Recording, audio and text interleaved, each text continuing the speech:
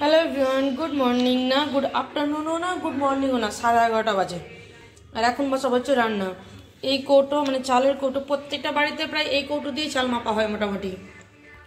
এই কৌটোতে হাফ কৌটা চাল, হাফ কৌটা ডাল আছে।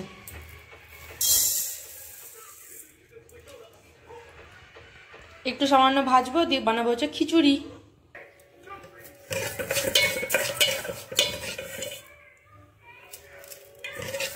চাল আর ডালটাকে ভালো করে ভাজবো আগে। একটু সামান্য তেল দিয়েছি আজকে। এই যে জল দিয়ে দিয়েছি, এবার এটা হোক, তো ততক্ষণ আমি পুচুকে স্নান করাবো। এই যে দেখো এতক্ষণ খেলছিল বাইরে, এবার স্নান করাই। আর এই যে দেখো খিচুড়ি হতে একটু দেরি আছে, আর একটু ছাতু খাইয়ে দিই পুচুকে। এখন খাবো একটু ছাতু, সামান্য একটু লবণ আর একটু গুড় দিয়ে, বাস প্লেন, আর কিচ্ছু নয়, ছোলার ছাতু।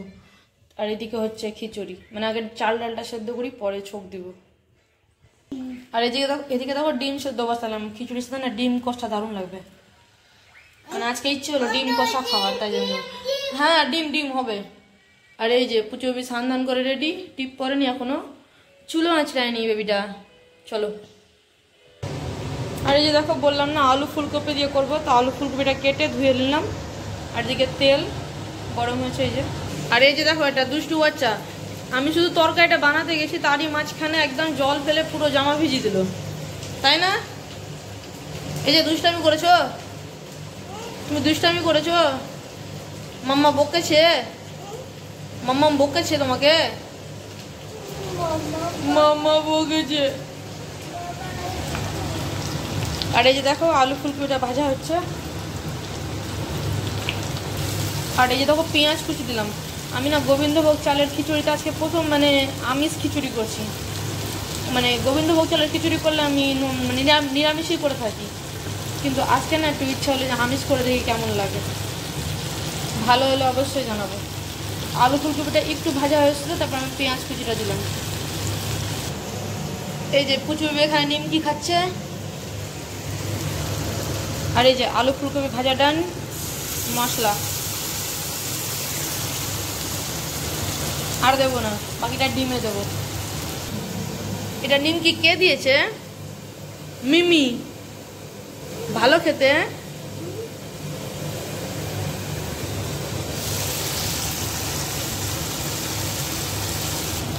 এই যে কষানো ডান, এবার এর মধ্যে দিয়ে দেবো সেদ্ধ করা চাল ডালের মধ্যে।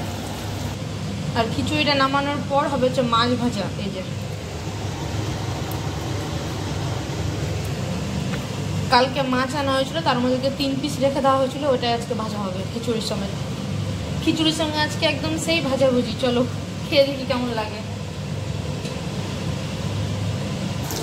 আর এই যে দেখো মাছ ভাজা ওটা, মাছ ফুটে উঠেছে। এই যে ডিমটা ভাজা হয়ে গেছে, এবার এই কড়াইয়ে পেঁয়াজ। আমরা যখন টিউশন করতাম না, তো ওইখানে একটা দোকান ছিল, মানে রোড সাইডে হয় না দোকানগুলো, মালদাতে আছে দেখবা, মানে যারা যারা মালদা থেকে ব্লগ দিচ্ছে তারা তো জানোই। খিচুড়ির সাথে না ডিম কষা দিত, একদম ভীষণ টেস্টি হতো এটা।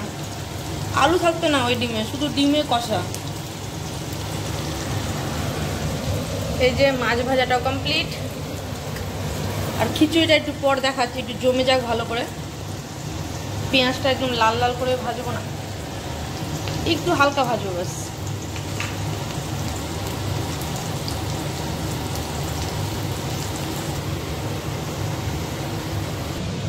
আর এই যে ডিম কষাটা রেডি, একদম জল দেয়নি, একটুও জল না।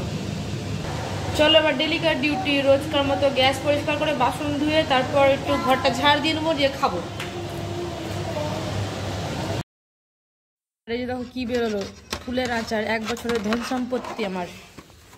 আর এখানে না জলের বোতলগুলো রোদে দিলে মানে হয়ে যায় গরম। আর এই যে দেখো এটা হচ্ছে আমার সেই ফুলের আচার। আর রোদ্র তো ভালোই করেছে। আর এই যে মাস্টার মশাই এলো এতক্ষণে, আর সান্দান খাবো, খিদা লেগেছে।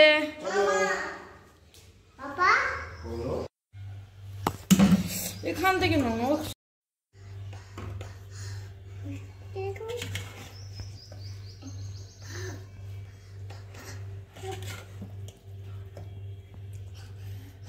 মাছ ভাজা তোমার তো বড় নিশ্চয়।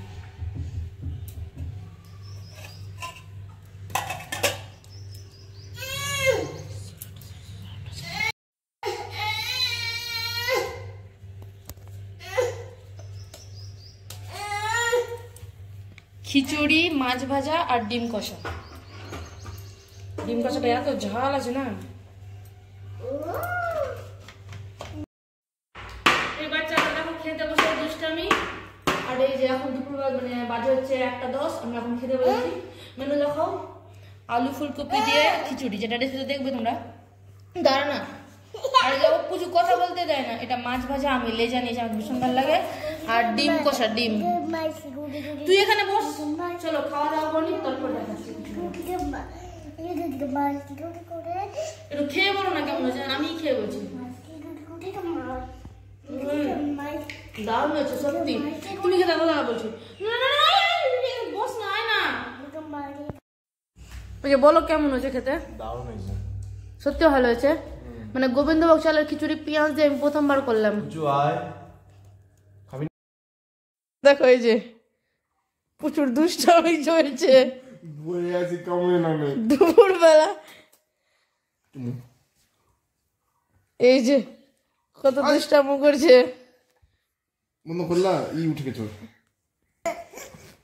তারপর দেখো এই যে কত দুষ্টামি চলছে।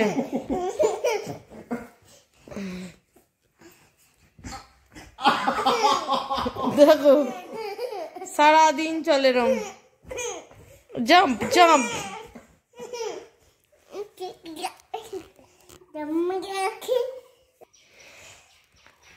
দেখো কোথায় দাঁড়িয়েছে।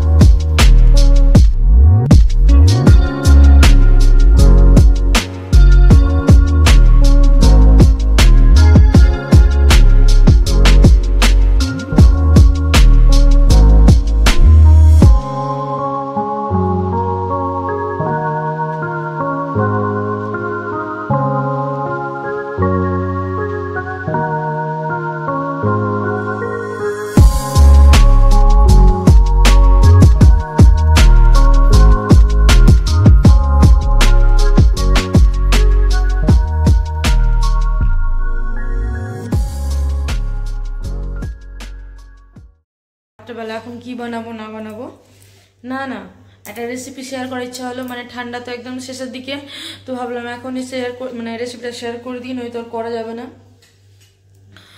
হচ্ছে গাজরের রেসিপি, গাজরের হালুয়া।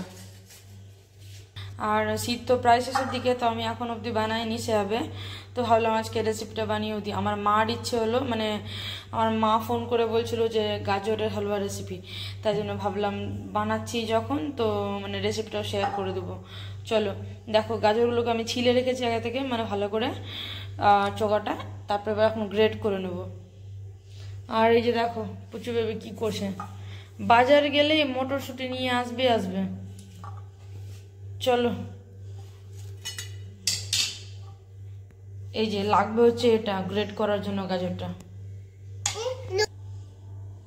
যেহেতু ক্যামেরা ধরার কেউ নেই আমার, তো মানে এটা ভালো করে গ্রেড করে নিই, তারপর দেখাচ্ছি, ঠিক আছে? চলো এটা করা হোক। এই যে দেখো গাজরটা কোরানো কমপ্লিট।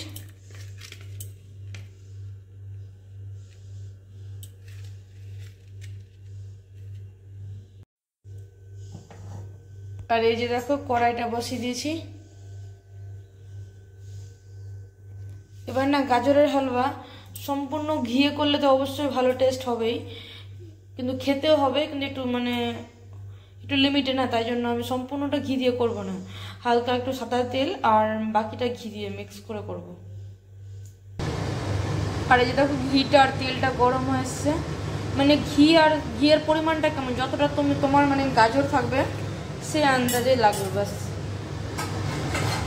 আর এর মধ্যে এলাচ ফোড়ন দেওয়া যায়, কিন্তু আমি এলাচটা দিচ্ছি না, আমি লবঙ্গ আর তেজপাতা।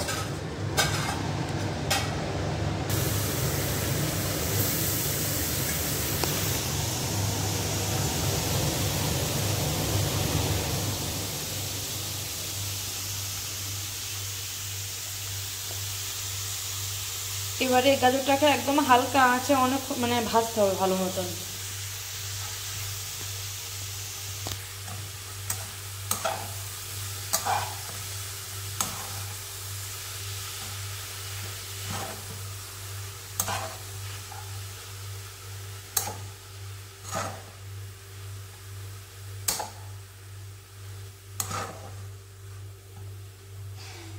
ফ্লেমটা লো মানে মিডিয়াম থাকবে ফ্লেমটা।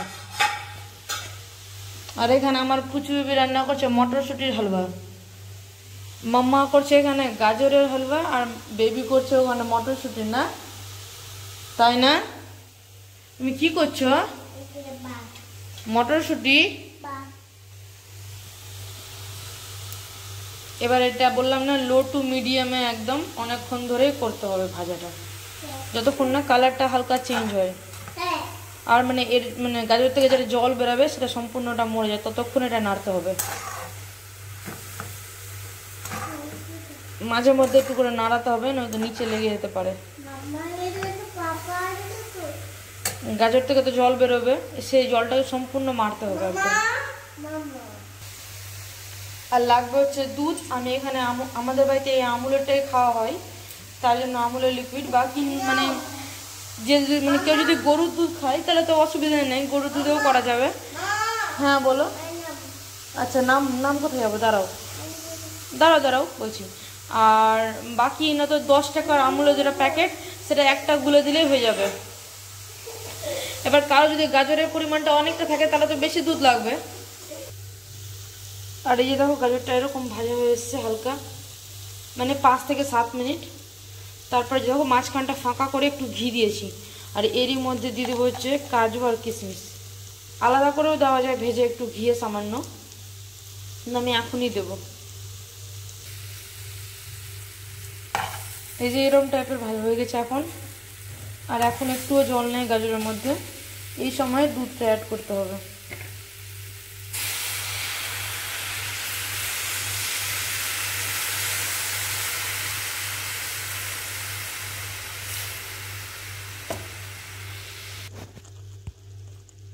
এই যে দুধটা খুব বেশি না খুব কমও না,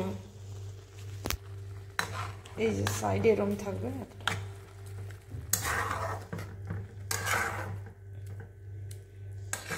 আর কেউ যদি গরুর দুধ দিয়ে করো না তাহলে দুধটাকে বেশ কিছুক্ষণ ফুটিয়ে মানে 2 কাপ দুধকে 1 কাপ করে নেবে, তাহলে তারপর দিবে। মানে গরুর দুধটা একটু পাতলা টাইপের হয়, তাই জন্য টেস্টটাও তাহলে কমে যাবে। আর এই মানে যেগুলো আমুলের লিকুইড হয় না বা মানে আমুলের পাউডার দিয়ে যদি কেউ করো তো সেটা মানে বেশ ঘন হয়, তো ওটাতে অতটাও লাগবে না, মানে জাস্ট একটা 10 টাকার গুললেই হয়ে যাবে মানে এই পরিমাণের জন্য। আর বললাম মানে গরুর দুধে করলে মানে যদি 2 কাপ দুধ দাও তাহলে সেটাকে মানে ঘন করে নেবে, মানে 1 কাপ করে নেবে, তাহলে টেস্টটা ভালো হবে। এবার এটাকে বেশ কিছুক্ষণ ফুটাতে হবে একদম যতক্ষণ না শুকিয়ে আসে, তারপর মানে একদম শুকানো হয়ে যাবে, তারপর চিনি দেবো। এটাকেও একদম লো টু মিডিয়ামেই করতে হবে। আর দেখো এটাকে নিয়ে কাজ করতে কি পরিমাণে মানে কষ্ট হয় কি বলবো, এত দুষ্টামি করে এত দুষ্টামি করে, মানে হাতটা কোনো সময় চুপচাপ থাকেই না, কি নিব কি নিব।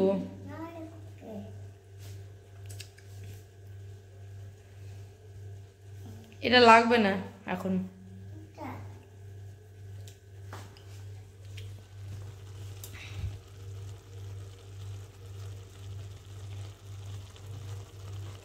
এই গাজরের হালুয়া না অনেকে প্রেসার কুকারেও করে,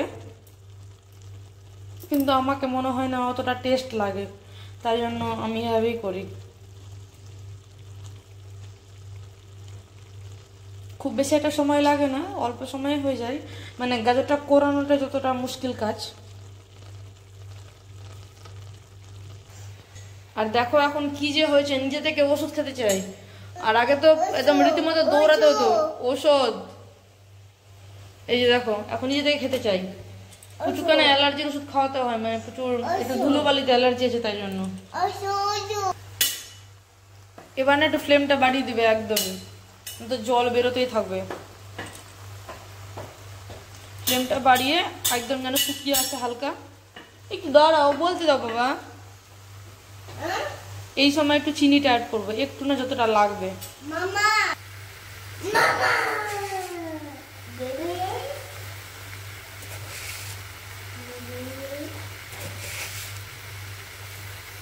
এই যে প্রচুর এই স্যারেলাকের চামচগুলোর 3 চামচ দিলাম। আমার মোটামুটি 6টা মতো গাজর ছিল বোধহয় এখানে, তো 6টা গাজরের জন্য 3 চামচ চিনি যথেষ্ট। আর গাজর এমনি একটু নিজে থেকে মিষ্টিও হয়।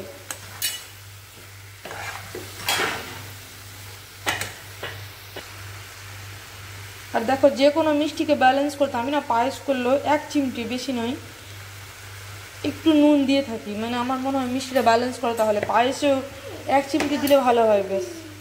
আর বেশি নয়, 1 চিমটি মানে 1 চিমটি। চলো এটাকে নাড়াই আমি, ফোনটা রেখে ভালো মতন, যতক্ষণ না শুকিয়ে আসে। আবার একদম শুকানো হবে। বলো।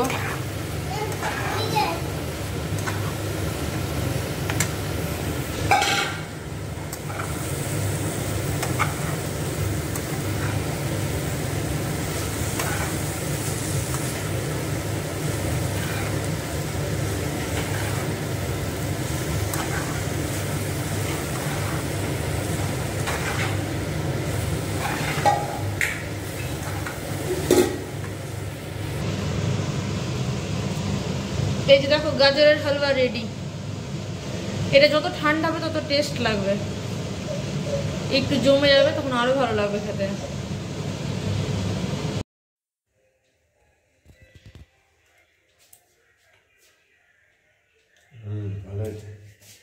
ভালো হয়েছে, খুবই ভালো হয়েছে, মিষ্টিটাও সবকিছু ভালো হয়েছে সত্যি। এই যে এখন রাত্রে রুটি 9টা বাজে ঘড়িতে, এখন 5টা খাবো রুটি ভাজলেই কাজ শেষ। চলো আজকে ব্লগটা এখানেই শেষ করছি। ভিডিওটা ভালো লাগলে অবশ্যই লাইক কমেন্ট করে দিও, চ্যানেলটা সাবস্ক্রাইব করে দিও। আর চলো দেখা হবে আবার নেক্সট ভিডিওতে। সব ভালো থাকো ততক্ষণ, টাটা। আগে খেয়েছি তো অনেকবার। খেয়েছো না? আমি ভালোই বানাই, রান্নাটা আমি ভালোই করি না। এটাও ভালো হয়েছে।